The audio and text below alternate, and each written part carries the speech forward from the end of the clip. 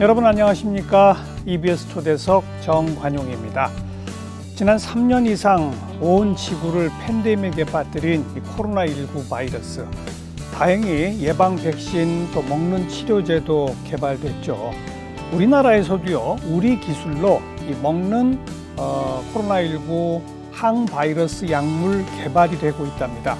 그런데 바로 이 항바이러스 약물 개발에 나노과학이 결정적인 역할을 하고 있다고 하는데요. 그래서 전 세계적으로 나노과학의 석학이십니다. 단국대학교 최진호 교수 모시고 나노과학이 뭔지, 왜 이게 또 코로나19 치료제가 되는 건지 오늘 좀 자세한 설명을 좀 듣겠습니다. 교수님 어서 오십시오. 네, 반갑습니다. 최진호입니다.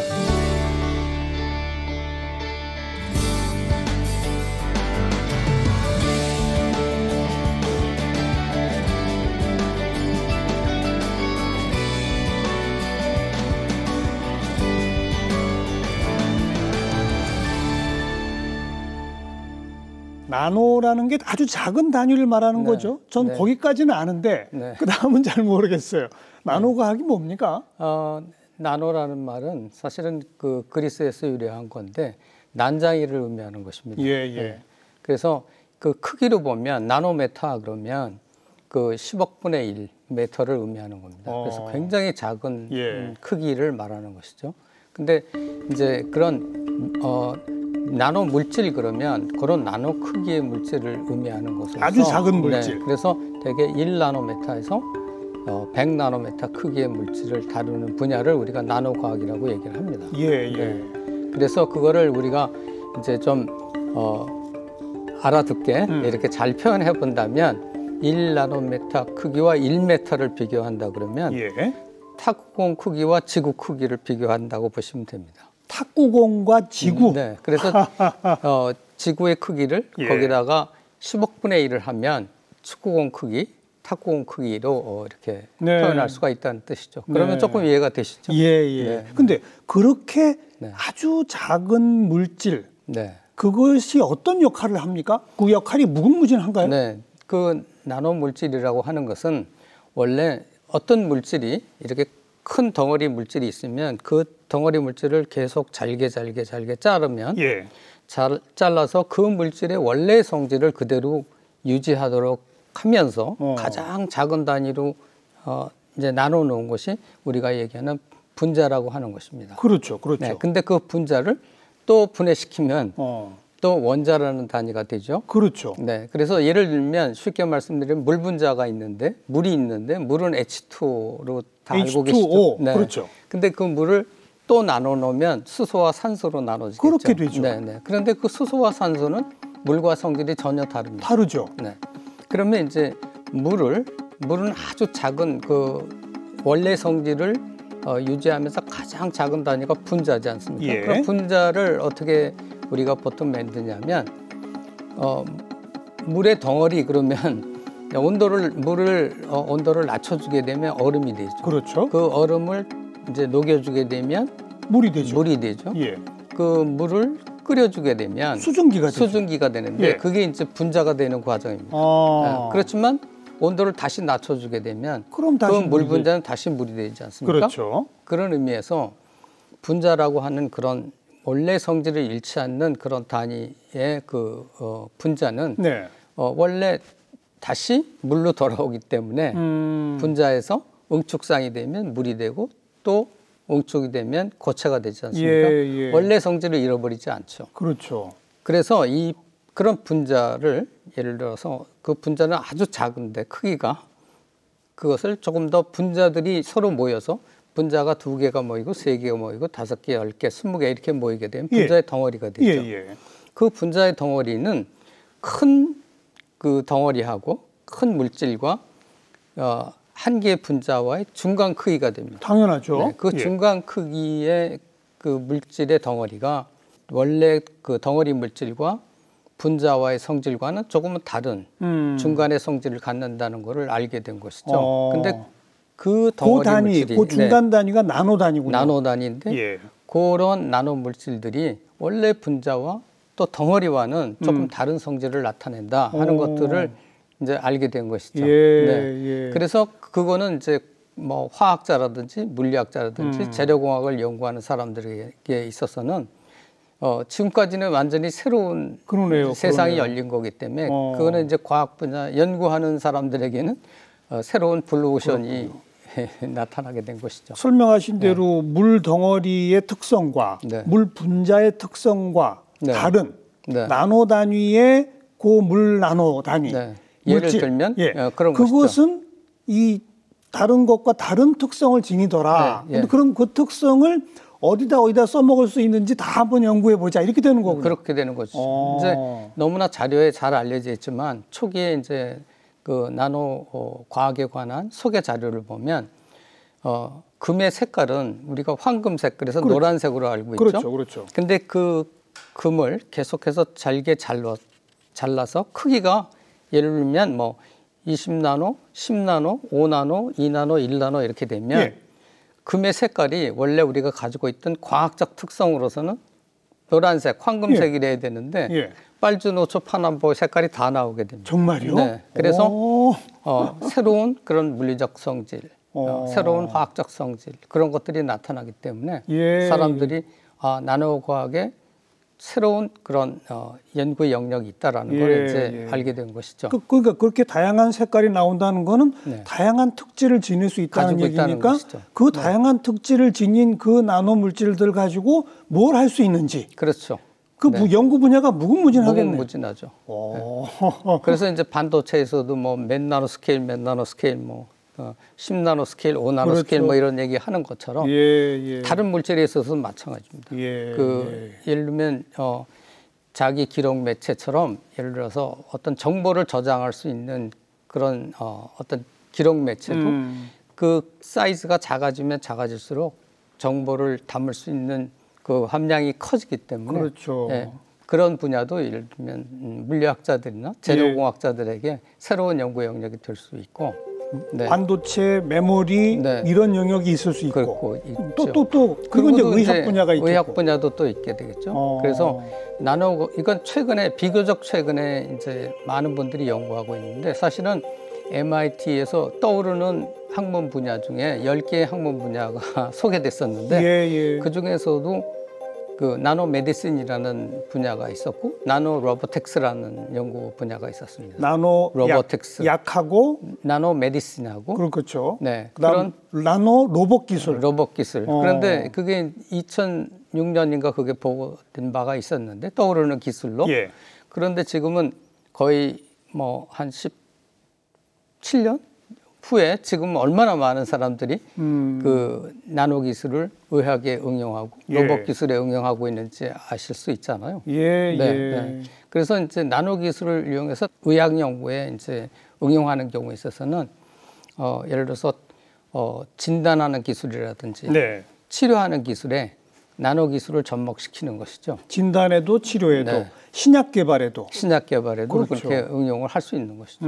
그래서 이제 그 분야가 굉장히 활발하게 연구되고 있는 영역 중에 하나라 이렇게 이해하시면 될 것 같습니다. 제가 이제 오늘 처음 시작하면서 소개한 이 코로나19 항바이러스 약물 지금 개발 중이라고 하는데 거기에 나노 기술이 그럼 어떻게 사용되는 겁니까? 이제 항바이러스제로 연구가 시작된 건 사실은 우리나라에서는 굉장히 기간이 짧습니다. 코로나 바이러스가 발발한 게 2019년도 아닙니까? 그 이후에 이제 사람들이 굉장히 관심을 가지고 연구를 많이 했는데 그 어떤 약물을 개발하려고 그러면 잘 아시는 것처럼 굉장히 긴 시간이 필요합니다. 10년 이상, 15년, 뭐 20년 이렇게 걸릴 수도 있는데 약물 재창출을 하게 되면 왜냐하면 너무나 시급하니까 기존에 알려져 있는 약 중에 코로나 바이러스 치료제로 활용할 수 있는 방법이 없을까? 그래서 약물 재창출이라는 기술을 이용해서 그러니까 완전히 새로운 물질을 개발해내는 게 아니고 이미 있던 좋습니다. 예를 들어서 뭐 지금 니클로사마이드 같은 그런 약물 같은 경우에 있어서는 구충제로 쓰던 것이거든요. 구충제로 쓰는 그 약물. 구충제로 썼던 약인데 그 구충제로 썼던 약은 이미 FDA 승인이 돼서 사람들이 사용하고 있던 약이지 않겠습니까? 근데 이 약을 다른 질병에도 적용해 보는 게 약물 재창출이라고 생각하시면 되겠습니다. 그래서 그 새로운 용도로 예. 예를 들면 새로운 질병에 응용할 수 있는 그런 방법이 있지 않겠습니까? 그래서 이제 그 구충제로 사용하는 그 약을 실제 적용을 해보는 것이죠. 근데 근거가 있어야 적용해보지 않겠습니까? 근데 그거는 이미 상당히 많은 과학자들이 예를 들면 네이처 같은 저널에 여러 바이러스의 세포 수준에서 효과가 있는지 없는지 실험한 그런 데이터가 많이 있습니다. 구충제 성분이 여러 바이러스를 공격해서 죽이더라. 그렇죠. 그렇군요. 예. 세포 수준에서. 세포 수준에서. 그런데 그러면 그거를 실제로 이제 적용을 하면 좋습니다. 해보면 되겠죠. 예. 근데 그 적용하는 데 있어서는 지금까지 풀리지 않은 난제가 뭐냐면 생체 이용률이 되게 낮아가지고 생체 이용률이 낮다는 그런 난제를 아직 해결하지 못했기 때문에 그거를 사실은 이 바이러스 치료제로 계속 개발을 하지 못한 것입니다. 그러니까 세포 수준에서는 되는데 생체에 들어가면 제대로 작용을 못하더라. 그러니까 생체에 흡수가 잘 되지 않고 그냥 이제 복용을 하게 되면 그냥 빠져나가 버리는 배설하는 과정에서 그냥 흡수가 되지 않고 배설되죠. 예. 그래서 그거를 생체 이용률을 높이기 위한 그러니까 생체 흡수가 잘 되게 하기 위한 그런 연구가 지금까지 그렇게 없었죠. 예. 그런데 이제 그거에 착안해서 저희들이 저희 연구팀에서 소위 생체 이용률을 높이는 그런 연구를 해서 거기에 나노 기술이 들어가요? 거기에 나노 기술이 들어갑니다. 어떻게 작동을 하는 거죠? 그 작은 단위의 그 물질은 그 약물이 몸에 들어갔을 때 흡수되도록 도와줍니까? 네. 그러니까 이제 약물 전달하는 데는 여러 가지 기술이 있습니다. 약을 천천히 배출하게 하는 그러니까 약을 전달한다는 얘기는 약을 전달하는 약물 전달 자동차가 있어야 되겠죠. 그럼요. 네, 거기에 약을 탑재시켜서 우리가 먹든지 주사를 하게 되면 바로 예를 들어서 생체에 흡수되는 것이 아니고 혈액 중에 계속해서 이렇게 돌면서 서서히 방출하는 것이죠. 뭐 일반 약 선전에도 보면 24시간 효과 지속 막 이런 거 나오잖아요. 서방용 약이라는 게 있죠. 근데 이제 보통 예전에는 항생제를 같은 거를 먹으면 의사 선생님이 4시간 있다가 다시 먹어라. 또 6시간 있다 또 먹어라. 이렇게 이제 처방하지 않습니까? 맞아요. 그 얘기는 무슨 얘기냐면 그 치료 효과를 유지할 수 있는 유효 약물 농도가 우리 혈액 중에 유지돼야만 그래야만 약효를 계속 발휘하는데 예를 들어서 처음에 먹었을 때는 그 유효 농도에 왔다가 몇 시간 있다가 4시간도 안 돼서 이렇게 떨어지게 되면 효과가 없어지게 되죠. 그래서 4시간 후에 다시 약을 먹으면 다시 그 유효 농도로 올라가고 이런 식으로 해서 이제 효과를 쭉 유지시키려고 이제 했던 거죠. 그런데 이 약물 전달 기술을 이용하게 되면 약물 자체가 이제 서서히 혈액 중에서 방출되고 오랫동안 혈액 중에서 이렇게 지속된다는 거죠. 이렇게 이제 혈액 가운데서 돌면서 천천히 약을 방출하기 때문에 유효 농도를 계속 유지해 나가는 것이죠. 그래서 최근에 나오는 약 중에서는 그런 약들이 많이 있습니다. 그래서 서방용 제제라고 얘기하는 것이 그런 약들이고요. 그 밖에 또 항암제 같은 경우에 있어서는 암 조직에만 또는 암 세포에만 공격하도록 정상 세포나 정상 조직에는 약이 적게 가도록 이렇게 이제 설계를 하죠. 그런 게 기술이죠. 네, 그런 것들이 기술이죠.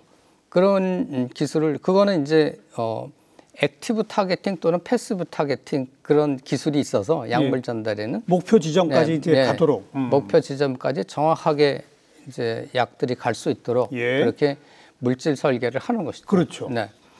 그런 이제 기술이 이제 하나가 있고 그건 이제 항암제 치료 기술 중에 하나고요. 지금처럼 또 그 잘 녹지 않는 약들 있지 않습니까? 그 잘 녹지 않는 약이라는 게 소수성 약이라고 하는데요.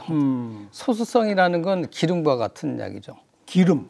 그래서 물에 녹지 않고 물에 녹지 않기 때문에 먹으면 기름끼리 모여가지고 흡수되지 않고 그냥 배설되는 경우 그런 경우에 우리가 이제 그런 약들이 물에서 잘 분산될 수 있도록 하고 또 분산돼서 장벽을 통해서 잘 흡수될 수 있도록 이렇게 하는 기술. 그게 이제 그렇게 함으로써 조금 전에 말씀드렸던 생체 이용률을 높이는 거죠. 높여주는 거죠. 그렇죠, 그렇죠. 그러면 우리 생체 내에서 그 유효한 약 농도까지 오래 지속되겠죠. 오래 지속될 그렇죠. 수 있도록. 그래서 이제 그 약을 잘 설계하게 되면 장벽을 통해서도 그렇게 약이 오랫동안 이제 흡수될 수 있게, 그러니까 잘 분산돼서 잘 흡수될 수 있게 도와주고 또 장벽에 잘 붙어서 장벽에 약물 전달체가 잘 붙어서 장벽에서부터 약을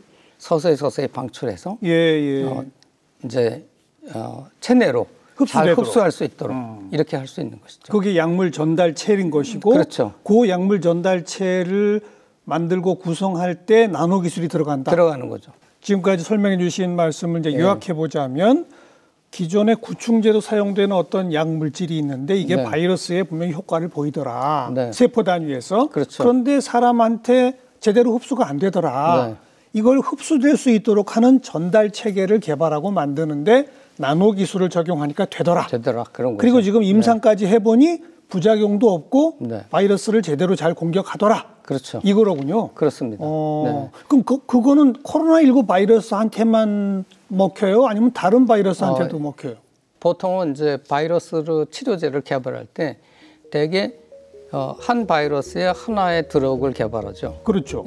그런데 그 약이 잠깐 듣다가 안 듣게 되는 이유는 자꾸 변이를 만들어내는. 바이러스가 변이 되잖아요. 변이하게 되면 그 약을 또 다시 개발해야 되는데 맞아요. 약을 개발하는 과정이 아주 지난하게 또 몇 년 걸리고 오랜 시간이 필요하지 않습니까? 그래서 이제 그 따라가기가 어려운 거죠. 바이러스의 그 변이를 따라가기 어렵게 되는 것이죠. 그런데 지금 저희가 개발한 이 항바이러스제의 경우에는 세포를 타겟으로 하고 있기 때문에 세포를 건강하게 만들어주니까 어떠한 바이러스가 그 안에 와도 그 세포 안에 침투해도 이제 아토파지 기능에 의해서 세포를 죽일 수가 있죠. 그래서 저희는 이게 범용 항바이러스제의 개발 탄생이 된 것이다. 이렇게 이제 자랑스럽게 생각합니다. 그래서 이제 저희가 지금은 코로나19 시대이기 때문에 코로나19를 정말로 이제 자꾸 변이가 아직도 나오고 있고요. 뭐 중국에서도 또 새로운 변이가 나올지 모르고 있는데 그 코로나 치료제로서 상당히 의미를 가지고 있는데 지금 이 팬데믹이 끝나더라도 잘 아시겠지만 계속해서 바이러스가 옵니다. 그래서 예를 들면 1918년 그때 이제 스페인 독감이 시작돼가지고 그다음에 아시아 독감, 홍콩 독감 이렇게 해가지고 그다음에 뭐 사스, 메르스 그래서 코로나까지 이렇게 오지 않았습니까? 근데 이 바이러스가 계속해서 지금 새로운 바이러스, 인수공통 바이러스 이런 것들이 계속해서 나타나고 있는데 그 주기가 계속 짧아지고 있습니다.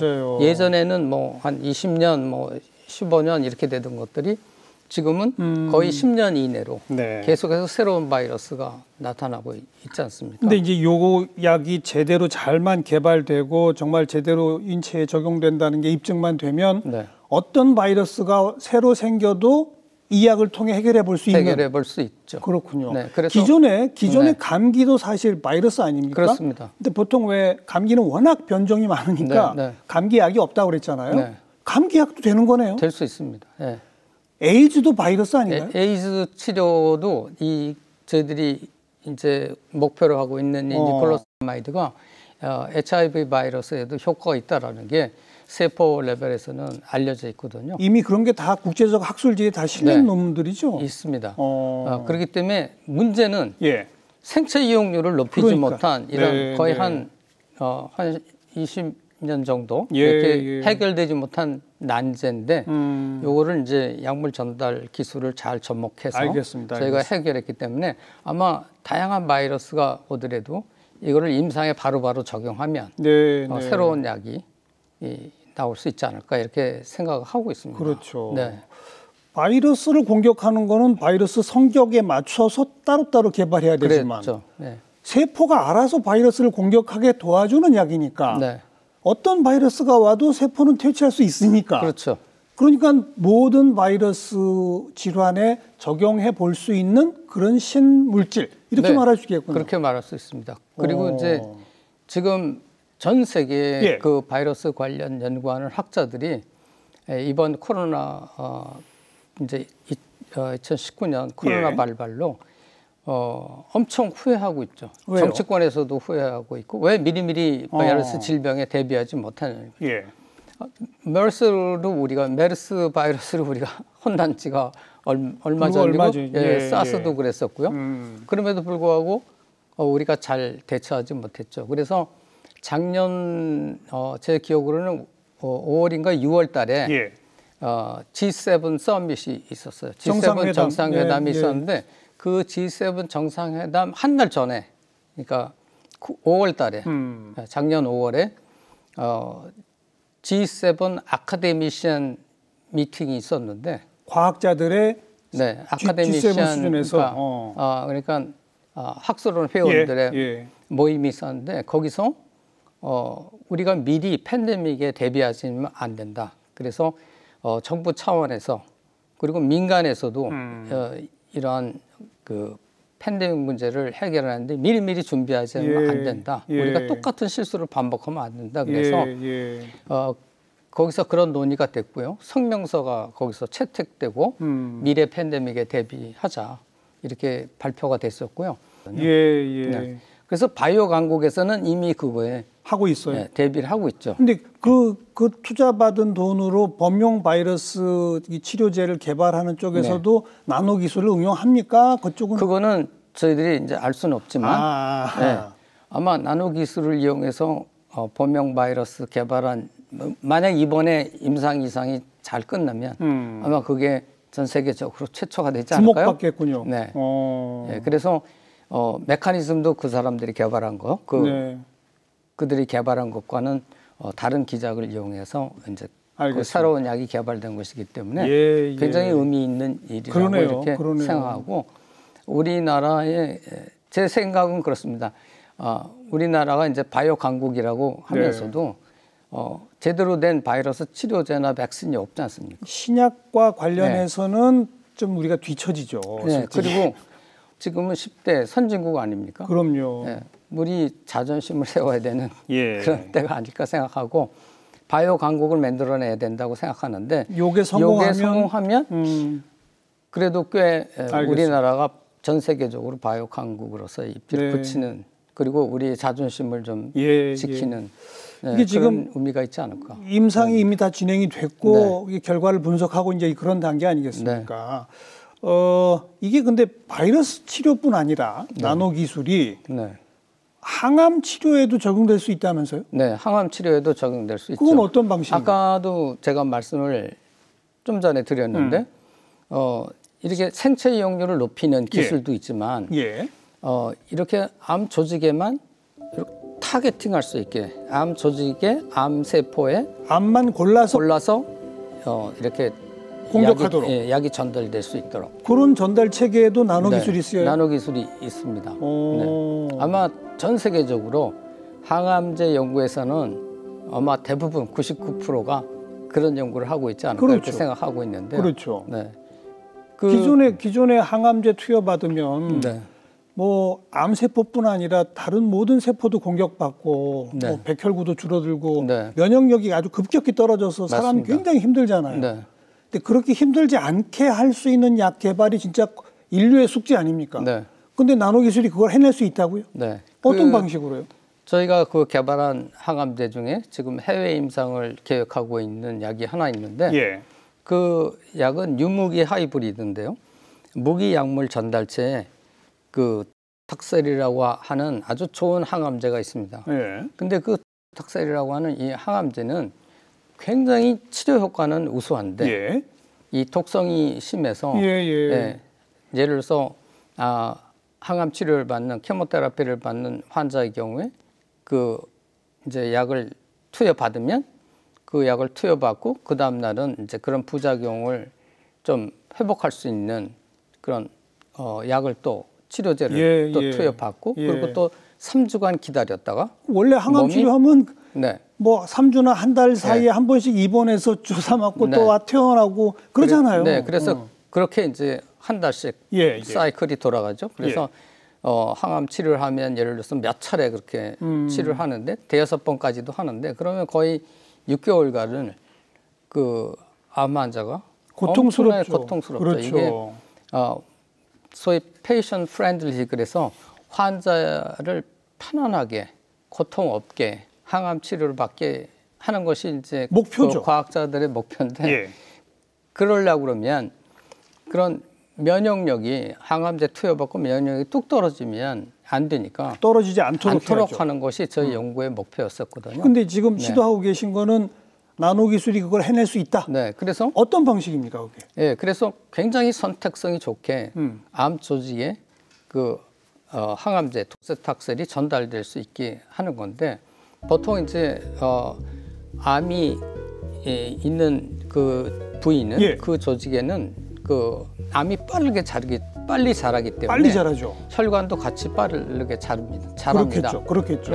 그러면 혈관의 그 벽에 그 작은 그 간극이 생겨가지고 빨리 자라니까 그 벽면이 완벽하지 못하고 이제 구멍이 좀 생기게 되는데 혈관 벽에. 근데 그 크기가 이제 학자들에 따라서는 이제 설이 여러 가지가 있습니다만은 대개 100나노미터 크기 구멍에서부터 그거보다 작은 그 정도의 크기, 그 크기를 갖는 구멍이 있다라고 얘기합니다.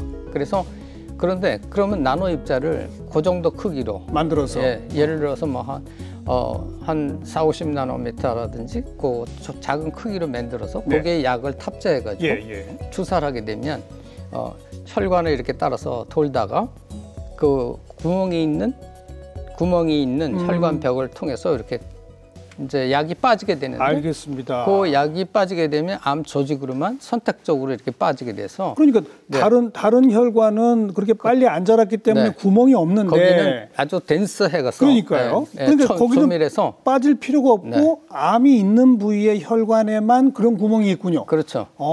그래서 그거를 이제 학술 용어로는 EPR 효과라고 합니다.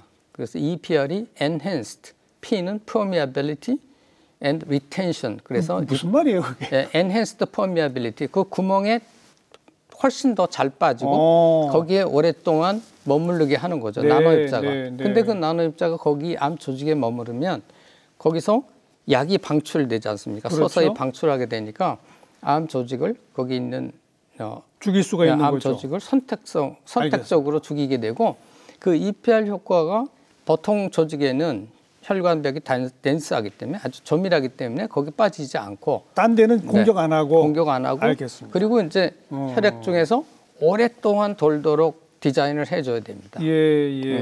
혈액 중에서 바로 배설되지 않고 가능하면 오랫동안 지속되면서 그 EPR 효과가 계속 나타날 수 있게 그러면 그 암의 선택성이 점점점 더 좋아져가지고 그리고 부작용은 없고 그렇게 되면 이제 환자를 그렇게 오랫동안 치료하지 않아도 되는 것이죠. 무고통 항암제 이렇게 되는 거네요. 그렇죠. 그래서 한번 이제 항암 치료를 하게 되면 보통은 이제 그 호중구 감소증이라고 그래서 백혈구도 감소하고 호중구가 감소해서 면역이 급격하게 떨어져가지고 면역을 다시 회복할 수 있게 치료제도 쓰고 또 환자 스스로 회복할 수 있도록 3주 정도 기다려주지 않습니까? 그런 게 필요 없어지는 거군요. 그런 게 필요 없죠. 그러면 환자가 면역을 회복할 수 있도록 기다리는 동안에 죽었던 암 조직도 서서히 또 살아날 수도 있습니다. 맞아요. 그래서 항암제가 없으니까 지금 그때는 그렇죠. 그래서 이제 계속해서 그런 사이클을 오래 유지해서 환자가 굉장히 긴 시간 동안 고통을 받는데 여기는 호중구가 감소가 일어나지 않기 때문에 면역이 떨어지지 않죠. 알겠습니다. 그래서 독성이 없는 항암제가 되는 것이죠. 그래서 암 치료 효과는 있는데 독성은 없는 그런 효과를 나타내죠. 이거는 지금 이제 해외 임상 준비 중이다. 임상을 준비하고 있습니다. 빨리 좀 이 결과들이 나왔으면 좋겠는데 이처럼 나노 기술이라고 하는 것이 일종의 약물 전달 체계의 결정적 기능을 해가지고 사람의 흡수되면서 부작용을 없앨 수 있는 그런 기술로 적용이 되는군요. 그렇죠.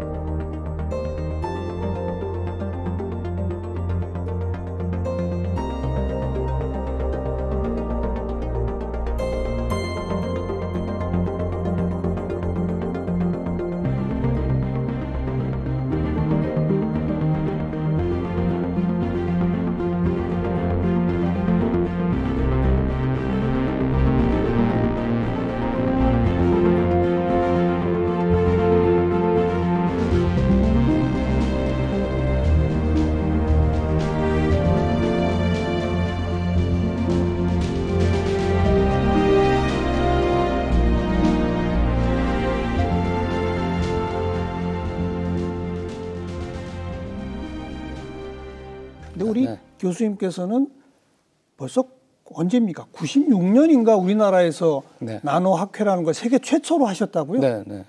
그렇습니다. 어떻게 이걸 세계 최초로 하실 수 있었어요?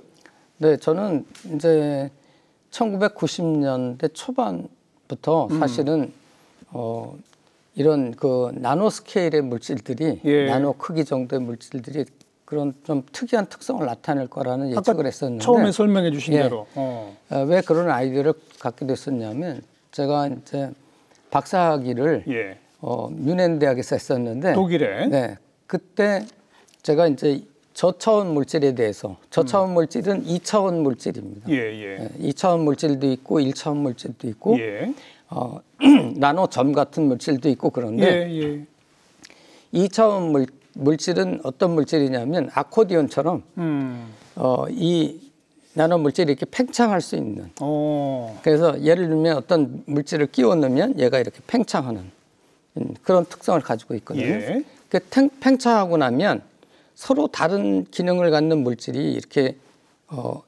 A, B 이렇게 적층 구조를 갖게 되거든요. 그런 물질들은 여러 가지 화학적 성질 또는 물리적 성질이 다른 두 개의 물질이 적층 구조가 되는 것이죠. 그게 나노 물질인 거고. 그거를 이제 저희가 나노 구조 하에서 만드는 것이죠. 그러니까 그런 연구를 하다 보니까 원래 하고 있는 게 화학이었지만 나노 구조를 갖는 물질을 제가 연구를 하고 있었거든요. 그래서 이 나노 구조를 갖는 물질은 성질도 달라지기 때문에 알겠습니다. 이 물성이 달라지기 때문에 앞으로 이런 분야도 무궁무진할 것이다. 이런 시대가 올 것이다. 그렇게 생각하고 95년도, 96년도에 이제 그 세계 최초로 저희가 서울대학에서 나노 학회를 제가 열었었죠. 그렇죠. 나노 학회를 열었는데 당시에는 나노의 컨셉이 없었을 때예요. 그래서 제가 사실은 그 학회를 왜 열었었냐면 그 학회를 하면서 국내 이제 소장 과학자들에게 그 나노 과학의 시대가 온다라는 것도 좀 알려드리고 나름대로 우리의 네트워크를 만들기 위해서 이제 그런 학회를 했었는데 그 학회 이후에 4년이나 지난 후죠. 2000년에 미국의 클린턴 대통령이 나노 백서라는 걸 냈다고요. 그건 무슨 내용입니까? 그 클린턴 대통령이 앞으로 미래 시대에는 나노 과학이 매우 중요해질 거라는 거를 이제 그 사이언스 카운슬에서 아마 의견이 나와서 나노 백서가 앞으로 그 일본에게 미국이 반도체 주권을 뺏긴 다음에 새로운 도전을 해야 되지 않을 것인가. 사이언스에서 일본을 극복해야 되지 않는가. 그런 개념으로 그 나노 백서를 발표했다고 제가 알고 있는데요. 그러니까 미국도 앞으로 나노 분야 연구 안 하면 뒤처진다. 그렇죠. 뭐 그런 내용이었겠군요.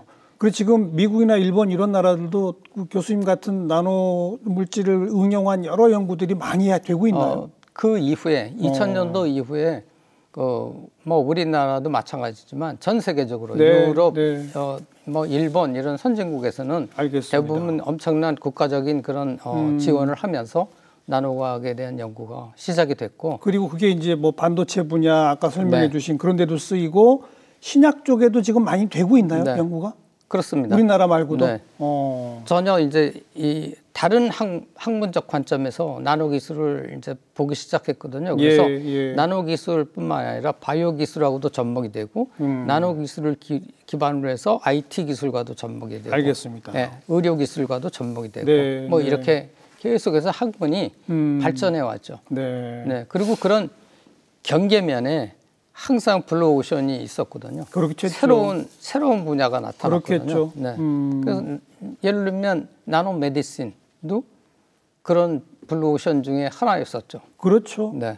지금은 레드오션일 겁니다. 워낙 많이 뛰어들어서. 지금 엄청나게 어쨌든 근데 교수님께서는 전 세계에서 어찌 보면 처음 나노에 주목하시고 나노 학회도 만드시고 나노 하이브리드라는 용어도 처음 만드셨다고요.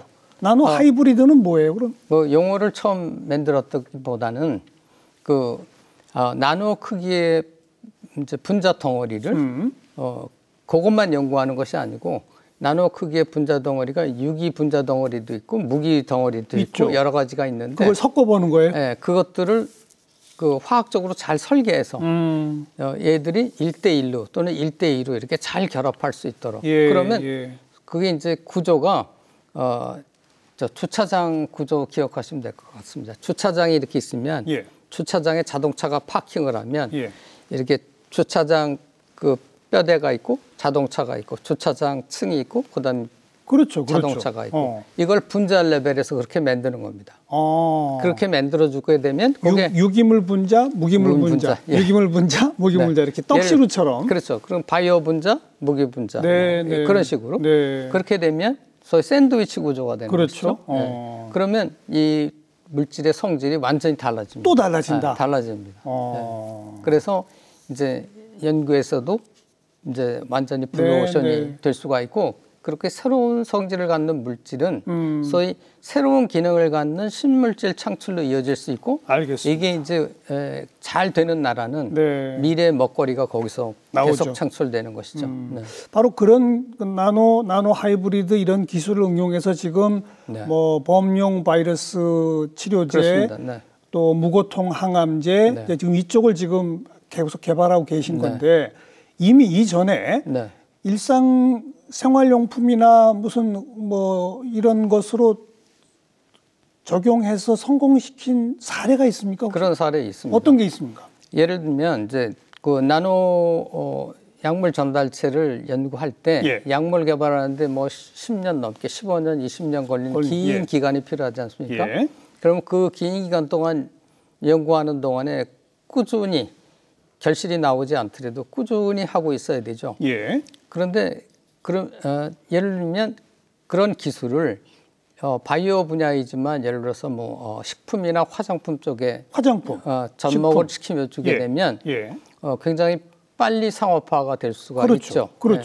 그런데 사실 화장품에 접목시켜 본다고 한다면 화장품도 약물 전달 기술 중에 하나거든요.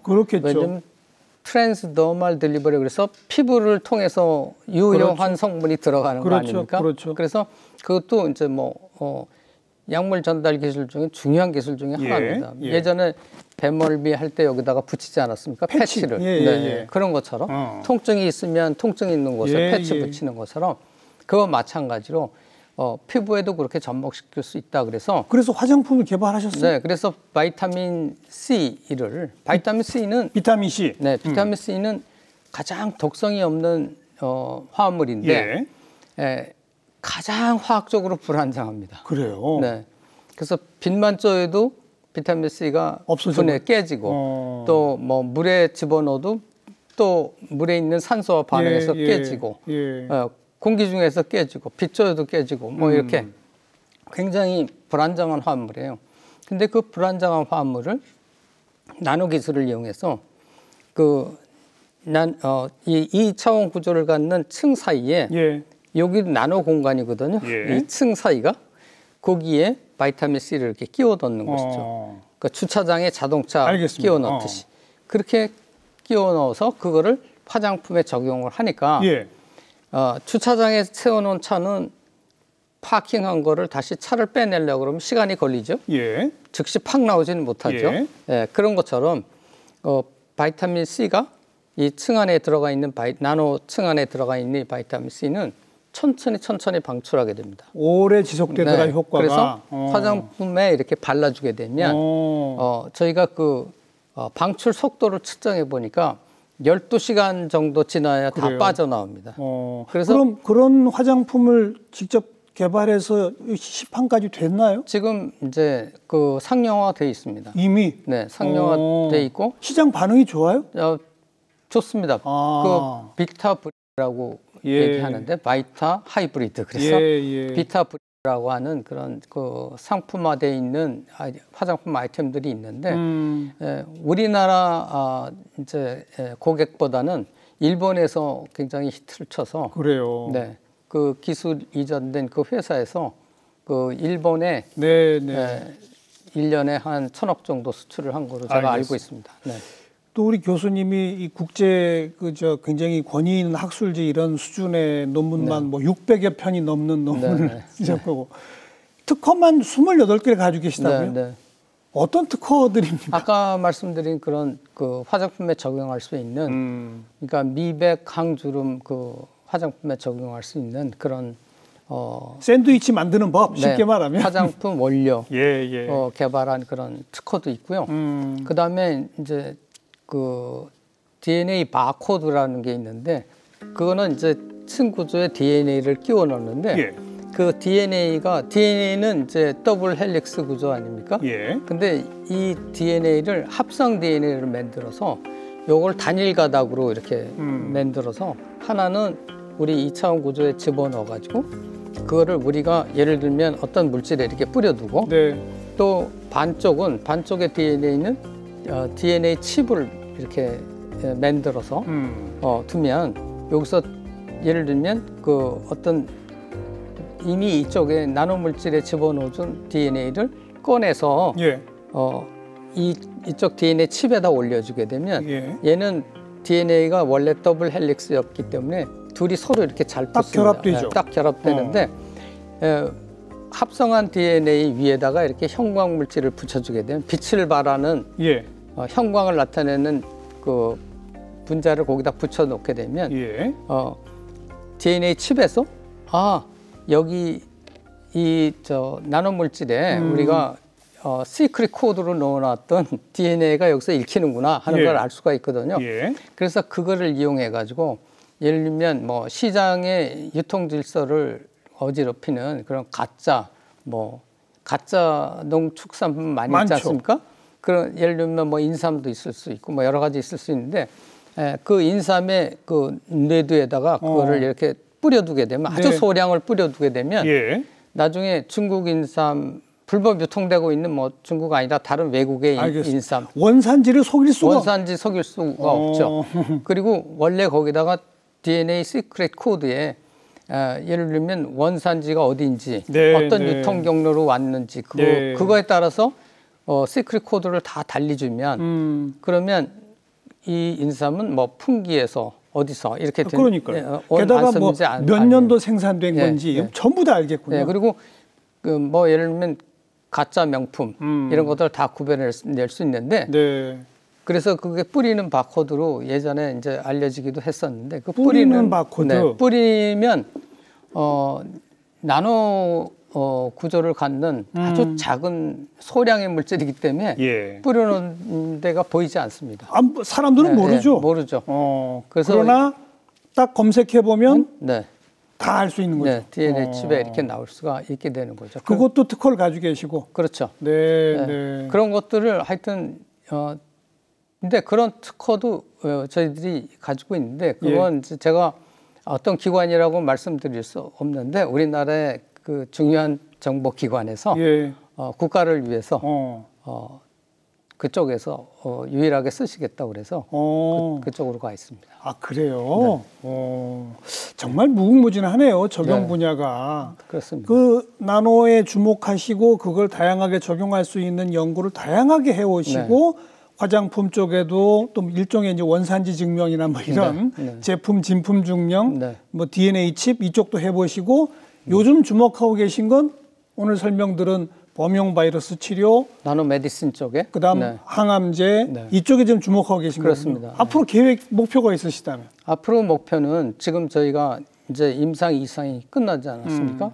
그러면 이제 정부로부터 이게 우리 보건당국으로부터 이게 어프로브가 돼야죠. 그래야죠. 이게 이제 승인을 새로운 받아야죠. 항암제로서 승인을 받기를 기대하고 있고요.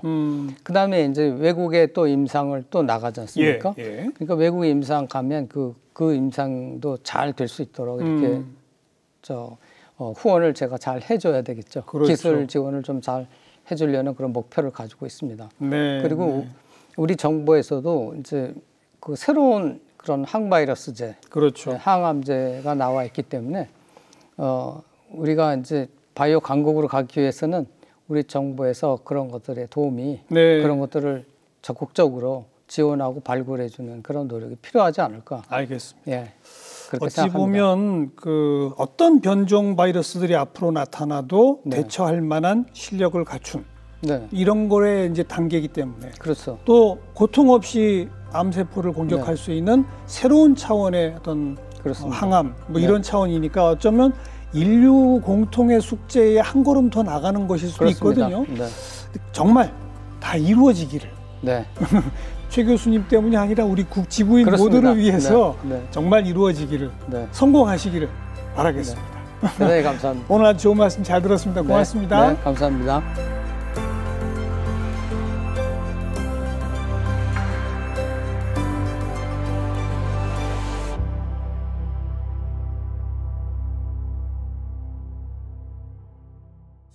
네, 누구보다 먼저 이 새로운 세계, 나노 기술의 세계에 접목해서 인류에게 도움이 되는 것들 좀 개발하고 계신데요. 말씀드렸다시피 정말 우리 모두를 위해 작은 성공이라도 빨리 함께 확인할 수 있기를 기대해 보도록 하겠습니다. 다음 시간 또 뵙죠. 안녕히 계십시오.